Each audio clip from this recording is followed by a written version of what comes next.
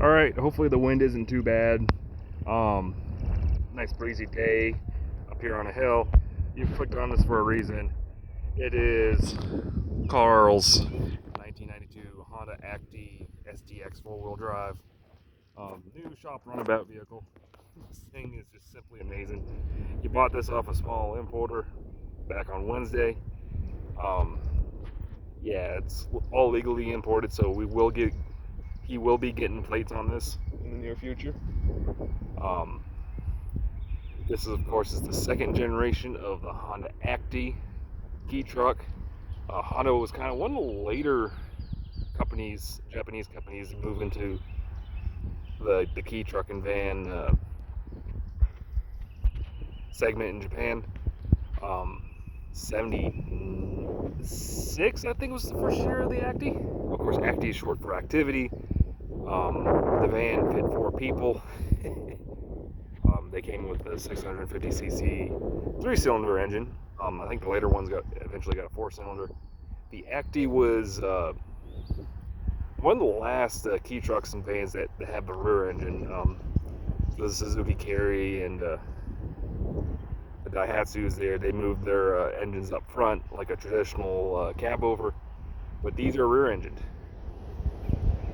This is, of course, in the key segment, Key I. Me saying it, and there's wind in horrible American pronunciations there, so just bear with me if you think I'm saying this wrong. But anyways, this, of course, in Japan, they're largely metropolitan, and of course their countryside is mountains. So these this segment, key vehicles, their cars and trucks and vans, is a pretty popular segment because they're inexpensive, they're easy to work on, and there's the wind. Big old gust of wind. That isn't too bad. But anyways, kind of for emissions things there, because they're so small, and 660 cc's is the max size of the engine, which was I forgot what the original size was, but in the mid 74, I think it was, they upped it up to 660, which carries on to this day. This is 4-wheel drive, 5-speed transmission. It really drives pretty normally. I'll get into it a little bit. But yeah, let's do a little walk around. Man, I really hope this wind is not too bad. Look in the passenger side here. Really utilitarian. These are known for being, yeah, I'll zoom it a little bit. These are by far the cheapest thing in Honda's lineup. They just discontinued the 4th generation, which I think was based on the Suzuki Carry. Don't quote me on that. Just because of emissions stuff. So this nameplate, the pickup truck, is just now being discontinued, and of course in 97 is when the van got discontinued, replaced with the Honda N van. But anyways, of course, 2 passengers, very basic utilitarian seats. Just these don't even click down, or the passenger side doesn't even click down. It just clicks up in place. There's your windshield wash, there's a jack and the wrench for that, and there's a little storage packet right here. It's got a cargo net, so I don't really know what the cargo net's for yet. The driver's side seat doesn't flip up, but it has, it's kind of see, it's got some ample storage under there. Of course, storage at a premium in these things. These are work vehicles. In America, the side-by-side, especially as of late, has become really popular for this size of vehicle. Really, one of the most notable type of vehicle like that I can think of that really comes to mind is the John Deere Gator. But of course, side-by-sides have turned into this giant off-road market where they're just like, oh, the size of a size of an earlier Jeep now, so they're huge. Little tiny glove box. Little pocket under there where I got my TV because there's no cup holders. Cigarette lighter, ashtray, AM radio. The radio does work. Don't believe it's got AC. I'm gonna say I'm a lot. There is one non-dead button, and that is that cargo light for the dead. 39,178, I believe, kilometers. Not too bad. These aren't.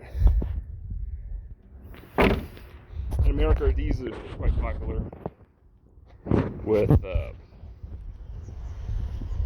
groundskeeping crews and stuff like that. I live down the street from this old turn of the century orphanage campus, and they had a couple of these old key trucks as groundskeeping vehicles. It says on the back, real-time four-wheel drive, which is Honda's trademark four-wheel drive name. This is, of course, the sticker. I'm going to try to get some fresh stickers on this thing. The Honda Acty 12 valve 660. Anyways, little Honda flip flap. We got these straps kind of permanently on the rear control arms, just as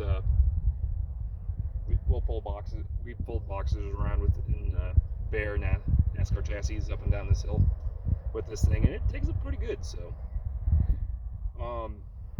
yeah, and it is a unibody, so honestly, that hook right there is directly into the sheet metal, so not really well used. But yeah, we don't tow. It's a little runabout. Down. There's tailgate folds down. It doesn't hold in place unless you do the chains up in the deal there. The whole sides.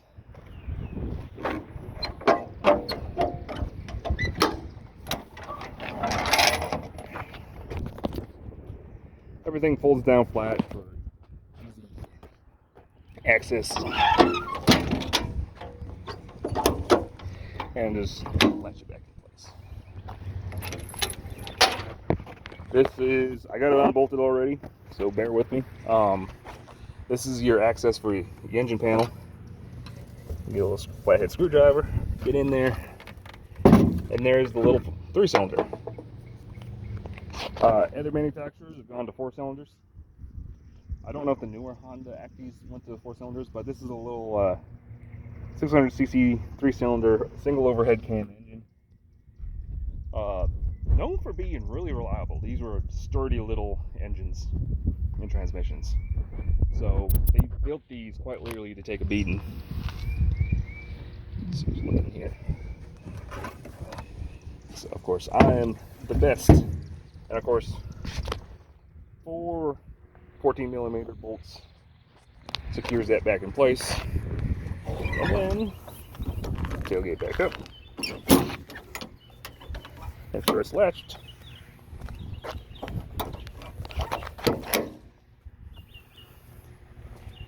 And we'll poke our head underneath. There's front differential, drive shaft, your fuel tank, of course over there, the battery and the coolant overflow reservoir. There's the motor and bottom transmission, or transaxle. And then there's some badging there for the 4-wheel drive. Gas. And if I remember correctly, radiators in these things. Okay, so a little difference between the vans and the trucks. The trucks, or the second generation vans and trucks, the radiator sits up and down. The vans, because they're designed to carry people, the radiator will sit parallel to the ground, perpendicular So a little quirk of the vans compared to the trucks. Oh. And of course, stick my fat butt in this thing. Just put around. Now, I'm 6'3", fat, and honestly, I don't look at my unshaven face, but I fit in here relatively well. I gotta drive it a little bow-legged, as you can see. These tiny, tiny little pedals. And of course, throttle's pretty much on or off. Clutch is pretty much on or off. Handbrake, stick shift. Honestly, this shifts relatively smoothly. Third gear's a little low. It's just close to first and fifth there, so it's really easy to get it into third or either one of those other gears if you're not really paying attention. Real-time four-wheel drive. Yeah, so basically, to start, if I go to start this, I gotta see how close my knee is to the key when so typically for my big butt, I'll open the door, start it. It's in first gear.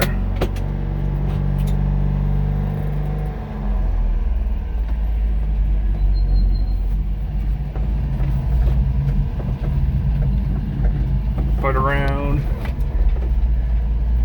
There's a little, but yeah, it's a really lively little engine. This thing is super light. They're like less than 2,000 pounds. Clutch grabs really fast. And then, just got back up to this loading dock right here.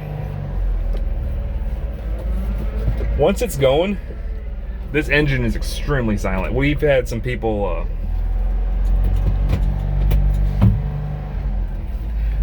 not realize they were already started. So they'll just sit there and crank on the. Yeah, pay attention where I'm going.